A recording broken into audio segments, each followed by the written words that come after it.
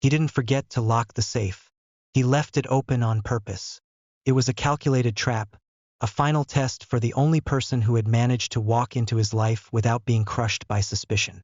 Alexander Carter hadn't always been this silent, this cold.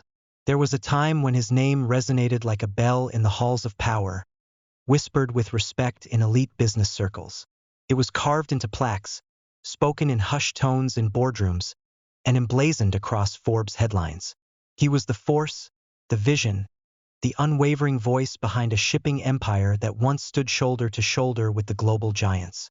That voice, powerful and commanding, had now been buried. It was hidden beneath layers of pain, betrayal, and bitter lessons. Now, at only 40, silence was the only companion Alexander trusted. Silence didn't cheat. Silence didn't beg. And above all, silence didn't lie. He lived inside a grand estate on the outskirts of Savannah, Georgia. It was a towering red brick mansion with cold marble floors and heavy iron gates. There were enough rooms to lose yourself in. 26 rooms, to be exact. 16 hidden cameras watched every corner. 3 emergency alarms were scattered through the walls. But no footsteps echoed except his own. Locals whispered stories. They called him paranoid. They called him eccentric. Some even called him dangerous. He had fired his gardener for asking too many questions. No one knew why. They didn't know the exact words his son, Michael, had used. Words meant to shatter his reputation, to have him declared mentally unfit. All just to steal control of the family trust. Alexander remembered the tremor in Michael's voice, the feigned concern in his eyes, the lawyer's papers sliding across the polished mahogany table. He hadn't forgotten the numb disbelief. They hadn't seen the empty bank account left behind by his daughter, Clara, the same girl who used to cling to him during thunderstorms. He could still see her small hand in his, feel her trembling fear against his leg as thunder roared outside. She had looked up at him with such trust.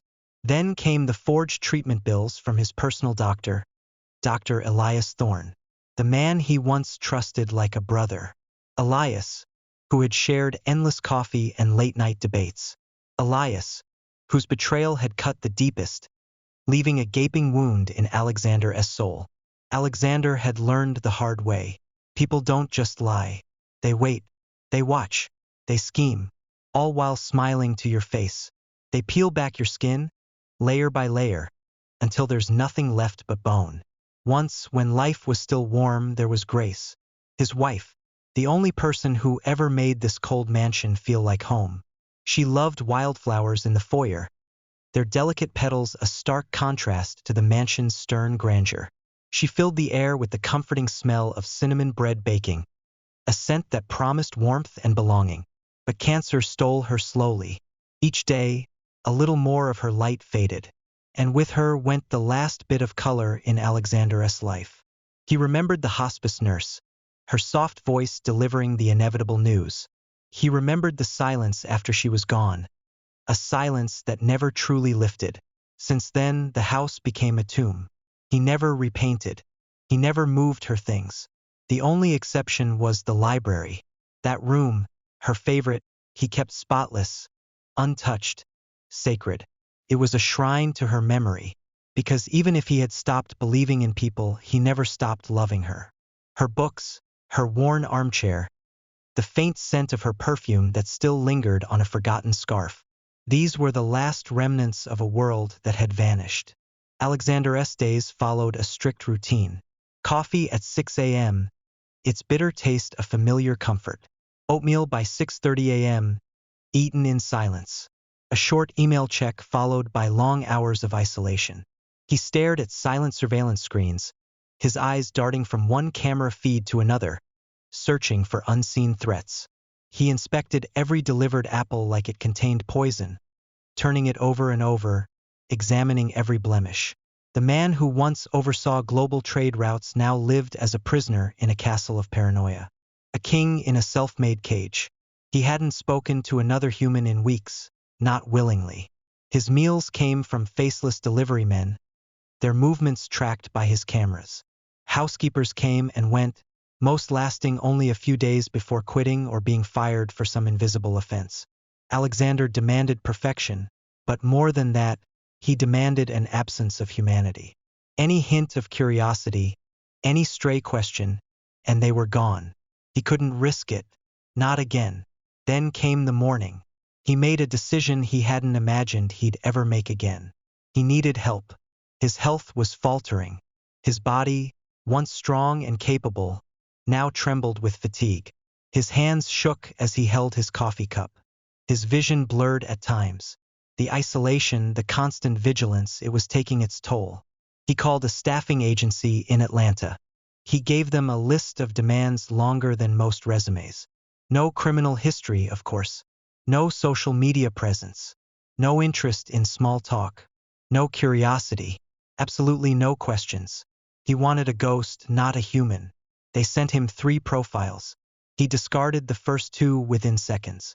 One had a vibrant Instagram, another mentioned a love for community work. Too much human interaction. Too many potential vulnerabilities. The third caught his eye. Her name was Zarya Brooks, 27 years old. Quiet, the file stated. Precise. Disciplined. Her file also claimed she was driven by purpose, not profit. He snorted when he read it. Words like that were usually meaningless, flowery language to impress. But something made him pause. A flicker of something he couldn't name. On Tuesday morning, he watched through his security feed as a slim woman stepped off a faded city bus. She walked straight to his front gate.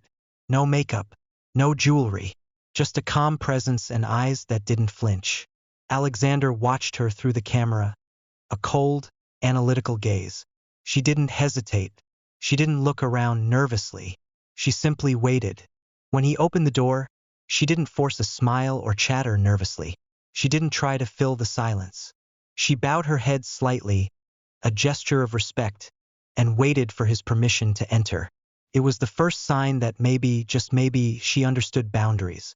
Inside, he led her to the velvet couch in the cold, dust-drenched sitting room. Sunlight, thick with motes of dust, streamed through the tall windows, highlighting the neglect. Before he could even speak, Zarya asked a question. Her voice was soft, clear, and professional. "The library," she began. "Should I dust the shelves only? Or would you prefer the books arranged by height?"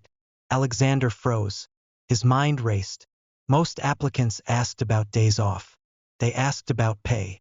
Not one had ever asked something that detailed, that respectful of the existing order.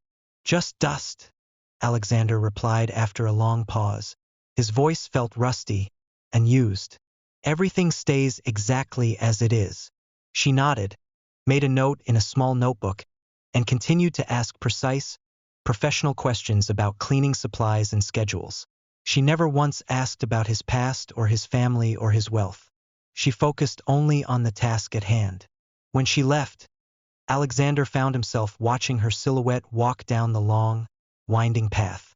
It was the first time in years that someone had entered his home without triggering panic. But that didn't mean he trusted her. No one entered Alexander Carter's life without being tested, and Zarya Brooks would be no exception. The next morning, before Zarya arrived for her first day of work, Alexander stood alone at the end of the East Wing. He was in front of a door no one else had ever entered. Behind it was his private safe room. Inside, he had meticulously stacked bundles of cash, glinting gold coins, and jewelry boxes. There were old property deeds, and one folded piece of paper. The safe's code. He left it on the table like a careless mistake. He propped the heavy safe door slightly open, just enough to be noticeable, just enough to tempt.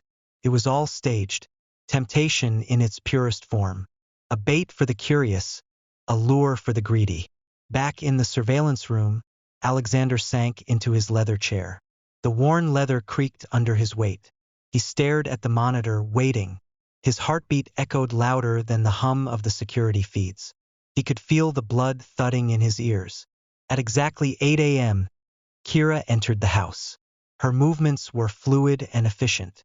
She went straight to work, dusting shelves with quiet precision. She arranged pillows on the sofas, smoothed out wrinkled throws. She scrubbed corners of the marble floors until they gleamed. For over an hour, she showed no signs of hesitation.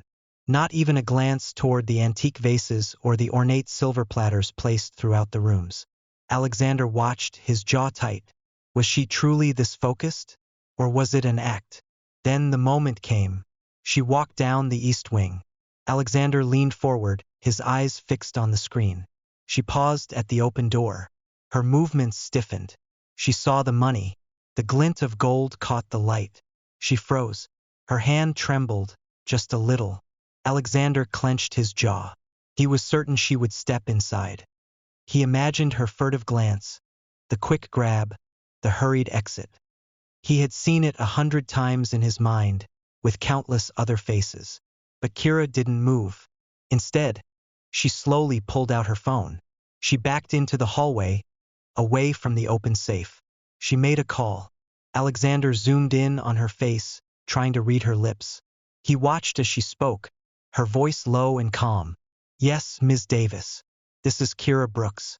I'm calling from Mr. Carter's residence. I found an open safe in the East Wing. It appears to be unlocked. Should I lock it? Or are there instructions you'd like me to follow?" For the first time in years, Alexander's eyes widened. Not in fear, but in pure, unadulterated surprise. Someone had just passed the test. He exhaled slowly, a breath he hadn't realized he was holding. Still, he didn't let his guard down completely.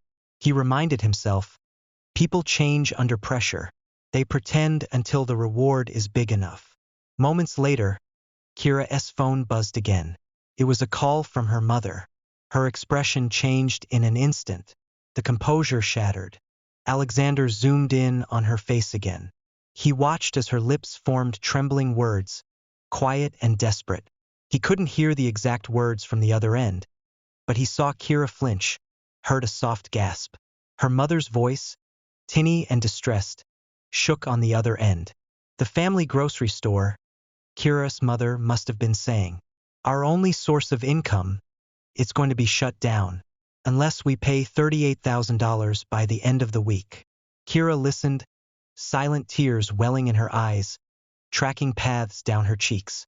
Her shoulders slumped. The weight of the world seemed to settle on them. She whispered a promise to her mother. "I'll find a way, Mama. Don't worry. I promise." Then she hung up.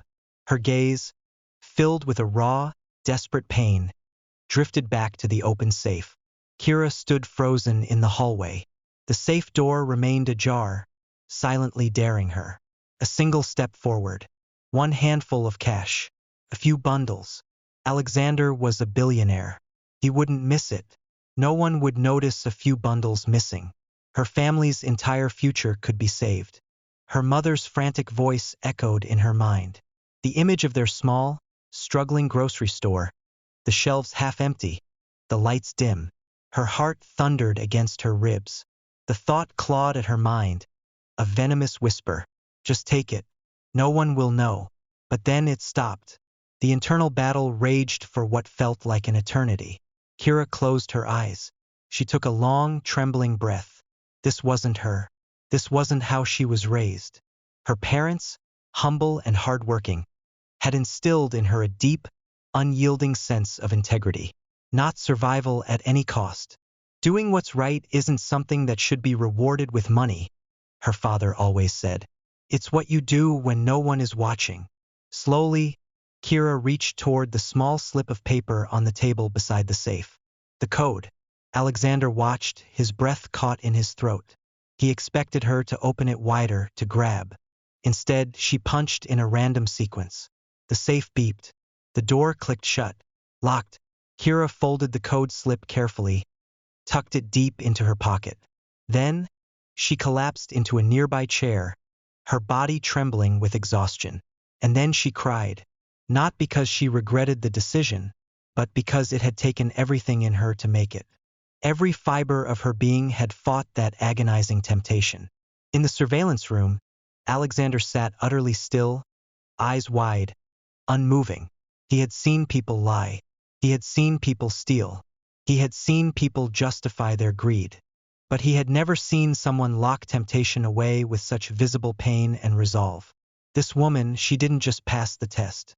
She shattered his entire belief about people. For 2 more hours, she didn't leave that hallway. She sat there facing the locked safe like a guard, protecting something that wasn't hers. Alexander watched every minute. He studied her posture, her initial panic, her calm, her tears, her unwavering resolve. For the first time in over a decade, he felt something stir in his chest. It wasn't just surprise. It wasn't just gratitude. It was trust, a foreign, almost forgotten sensation. It was the feeling of a cold, barren landscape starting to thaw. When the clock struck 6, Alexander finally rose from the surveillance room. For the first time in years, his steps felt lighter. He descended the grand stairs slowly, intentionally, letting his footsteps echo through the silent mansion so she'd hear him coming. Kira stood as he entered the hallway, brushing away the last traces of exhaustion on her face. But she couldn't hide the raw depth of what she had just endured. Her eyes were still red-rimmed, her shoulders still slumped with the weight of her choice. Alexander looked at her for a long, silent moment. His gaze was no longer cold or suspicious, but filled with a profound new understanding. "You're still here," he said softly, the words feeling foreign on his tongue. Kira took a deep breath, her voice still a little shaky. "I noticed the safe was open. I called your secretary and stayed to make sure nothing happened." Alexander nodded once, a slow, deliberate movement. "I know." Her eyebrows furrowed in confusion, then surprise. "You knew." "I watched everything," he admitted, his voice quiet but firm. "There are cameras throughout the house. I saw how you handled it." A heavy silence stretched between them. Kira looked down, her expression a mix of disappointment and perhaps betrayal. She had just fought a battle, and he had been watching it all unfold, a silent, unseen judge. But when she looked up, her voice remained steady, devoid of anger. "I understand, Mr. Carter. This is your home. You have the right to protect it." There was no accusation, only acceptance. Alexander stepped closer, a new light in his eyes. He reached into his jacket. He pulled out a sealed envelope and handed it to her. Inside was a crisp white check, a large sum, $50,000. "This is yours," he said, his voice firm. "You earned it." Kira looked at the check. Her eyes widened, but not with greed. Then she looked back at him. Slowly, gently, she pushed it back into his hands. "I can't accept this," she said, her voice clear and unwavering. "Doing what's right isn't something that should be rewarded with money. I did what anyone should have done." Alexander was stunned. For years, he believed everyone had a price. He had seen it proven time and time again. But here she was, turning down a small fortune, a sum that could solve her family's crushing problem, with genuine grace. He asked her quietly, his voice full of an almost childlike wonder, "Why? Why are you like this?" Kira hesitated. The truth was deeply personal. But looking into Alexander's eyes, she saw not the suspicious recluse, but a man searching for answers. "Years ago," she finally began, her voice softer now, "my cousin needed a surgery we couldn't afford. It was a rare condition. We were desperate. An anonymous donor paid for it all. We never knew who it was. But when I applied to work here, I recognized your name on the hospital's donor list. The name matched. I knew it was you." A faint smile touched her lips. "That's why I came. To serve, not to take." Alexander's heart stopped. He remembered that donation. It had been years ago, a quiet act, one of the last he made before his world crumbled. He never thought he'd meet someone touched by it. And now, standing in front of him, was the very woman who had not only passed his impossible test but who also reminded him of everything he used to believe in. Of the generosity he once practiced. Of the compassion he had buried. He didn't say much after that. Words felt inadequate. He simply walked to his large mahogany desk. He pulled out a leather-bound folder, old and worn. He held it out to her. "This," he said, his voice thick with emotion, "is the Winters Trust Foundation. For years, I couldn't find anyone I trusted to run it. I shut it down. Until now." His gaze met hers, steady and clear. I want you to lead it. Kira stared at him, overwhelmed. Her lips parted, but no sound came out. I'm just a housekeeper, she finally stammered. No, he said, his voice gentle yet firm. You're the only person who ever reminded me what it means to be human. She took the folder, her hands trembling as they closed around the aged leather. And in that moment, both of them realized something powerful. Family isn't built by blood. It's built by trust. It's built by unexpected kindness. It's built by integrity, even when no one is watching. And sometimes, it's built in the most unlikely of places, bringing light back into a world that had gone dark. Have you ever known someone who passed a test of integrity like this? Tell us in the comments. We'd love to hear your story. If the story touched your heart, give it a thumbs up. Share it with someone who needs hope today. And don't forget to subscribe for more real, powerful stories that restore your faith in humanity. Thank you for watching. We'll see you in the next one.